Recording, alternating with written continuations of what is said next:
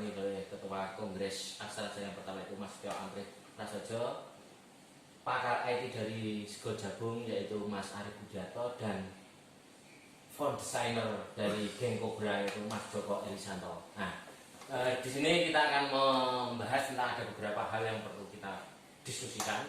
Yang pertama yaitu tentang tadi yang masih hangat setelah mengadakan FGD kedua dari pihak Pandi, ternyata ada sedikit miskomunikasi, yaitu adanya aksara I pendek dan I panjang yang ternyata ada 3 varian yang masing-masing sudah mempunyai slot di dalam Unicode. Nah, untuk yang pertama kita mohonkan penjelasannya atau diknya dari Mas Tio Amrih. Monggo, Mas Setio. Ya, terima kasih Pak Indra. Jadi memang sebelum adanya adanya FGD kedua ini tadi, sebenarnya Pandi atau pengelola alamat domain ID Indonesia itu pernah mengadakan FGD pertama. Nah, di FGD pertama itu dulu untuk menentukan apa sih yang kita gunakan untuk alamat domain ID kita yang beraksara Jawa. Nah, ini buat teman-teman yang ini belum tahu, tim Kongres Aksara Jawa, Dinas Kebudayaan Daerah Istimewa Yogyakarta, kemudian bekerjasama dengan teman-teman komunitas, dan di sini yang mengeksekusi adalah Pandi, itu pengen mengajukan domain aksara Jawa di internet. Nah, untuk teknisnya nanti seperti apa mungkin Mas Arif yang akan menyampaikan lanjutan. Tapi yang jelas apa yang disampaikan Mas Indra tadi, kemarin ada sedikit kendala ketika kita mengajukan karakter aksara I untuk penulisan .ina. Ya, karena disepakati di awal kita menggunakan ina, itu ternyata yang tercover atau yang tercatat di proposal itu adalah ketika dicek oleh ICANN itu munculnya I panjang, II ditulis dalam slot Unicode II, dan ketika kita cek ulang sama teman-teman ternyata memang yang masuk adalah karakter A987, dan itu memang untuk karakter I panjang. Padahal yang kita mau adalah A986.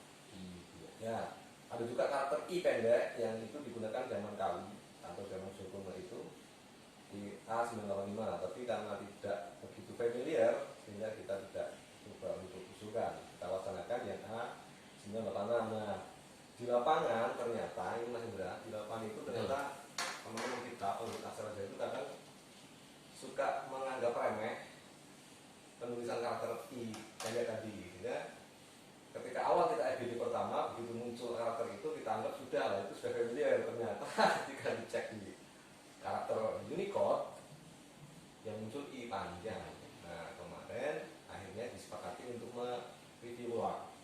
Tadi di FGD kedua hanya kita sepakati untuk penggunaan domain internet aksara Jawa yang akan kita ajukan ke ICANN adalah slot karakter A986. Ini bisa ditambahin Mas Arif. Oke, mungkin juga Mas Arif dulu. Mas Arif, bagaimana Anda mensikapi ini tadi yang telah dipertiga maka I panjang dan slot Unicode yang ada? Monggo Mas Arif. Di Unicode kan ada 3 I ya. Betul. I pendek untuk Kawi, Betul. I pendek dan I panjang. Ya. Nah, ini dipisah karena ya, komputer itu dalam satu alamat hanya bisa mengenali satu karakter. Jadi satu karakter ada pada satu alamat. Meskipun nanti penulisannya mirip, tapi komputer itu mengenali beda jauh. A986, A987. Secara visual mirip, tapi komputer itu mengenalinya itu beda jauh. Jadi yang ini 86, yang itu 87. Ya udah yang 86 ya itu meski nanti stylenya mau dibikin beda oleh pembuat font, dari font A, B, C dan sampai Z atau sampai banyak pun, komputer mengenalinya tetap I pendek. Yang satunya itu tetap I panjang. Ini kasus seperti yang kalau di ANSI ya.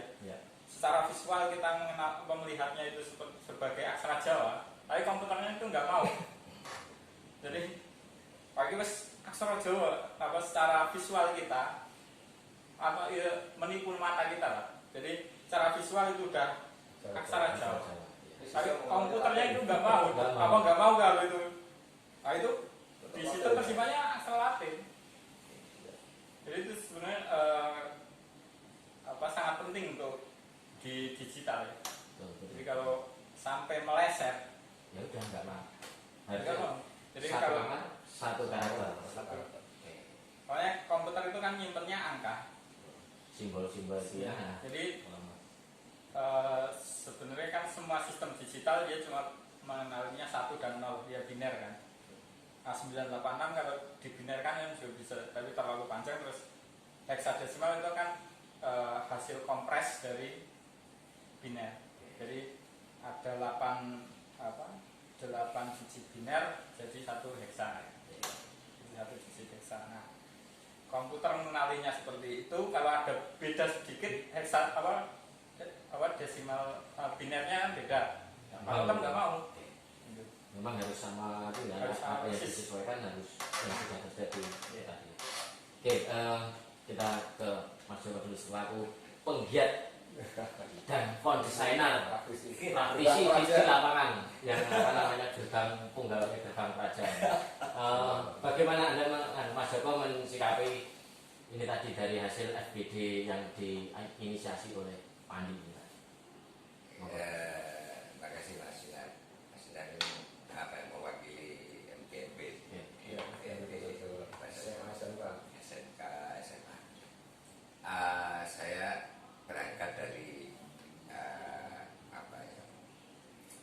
ya seneng aja seneng di aksara Jawa dan prihatin kemudian kita melewati gerbang praja gerakan bangga penggunaan aksara Jawa dan kita mulai dari dinas sosial karena memang harus lewat masyarakatnya penggunanya ya. Kemudian akhirnya 2 tahun dan kemudian kongres ini muncul. Nah, ketika sudah sampai kongres kemudian baru kita permasalahan yang sebenarnya diutarakan sama Mas Setio sama Mas Arif bahwa era ke depan adalah era digital. Nah, maka kemudian kita dengan Pandi dan semuanya yang berbau digital, aksara Jawa harus dimasukkan ke sana. Bagi kita pengguna, memang selama ini saya sendiri masih banyak di ANSI, dan ANSI tadi sebenarnya memang aksara A, B, C yang itu miliknya ABC sebenarnya, kita hanya numpang. Tapi memang jembatannya menuju ke Unicode adalah memang dimulai dari itu, karena kita masyarakat tidak pernah tahu apa itu Unicode. Kemudian bahkan kita menulis di komputer aja ya masih gampang mengenali ya. Artinya karena kita belum aware dengan Unicode. Tapi ke depan kan kita harus gitu. Kalau tidak nanti ya bentuknya kotak-kotak. Tanda-tanda. Kotak-kotak. Dia teks hilang. Tapi sebagai pengguna bahwa nanti yang harus dipahamkan pada masyarakat adalah tumpang tindihnya pemahaman, karena mungkin belum tahu betul Iya. apa itu Unicode, apa itu ANSI dan lain-lain. Bahkan ketika aksara Jawa ini sudah didaftarkan Unicode, orang berpikirnya Unicode itu tata tulis. Tata tulis. Jadi nanti ini KBD begini, ini surat dari, ini nanti kami, Ini Unicode. ini Unicode loh. Oh, Unicode itu hanya daftaran ABCD-nya. Ya, kemudian tata tulisnya sama dengan yang harus dibangun masyarakat adalah sama dengan kita belajar ABCD di Latin, kemudian Anda boleh pakai EYD, Anda boleh pakai Van Oppoisen, Anda boleh pakai ejaan Swandi. Terima kasih. Ini tadi sedikit menanggapi dari apa namanya bagaimana aksara Jawa di dunia digital dan bagaimana aksara Jawa di masyarakat dalam konteks penggunaannya. Mungkin untuk episode kali ini kita cukupkan sekian. Masih ada banyak sekali yang kita ingin bedah masalah tentang keaksara Jawaan. Tunggu di episode yang kedua. Selamat siang.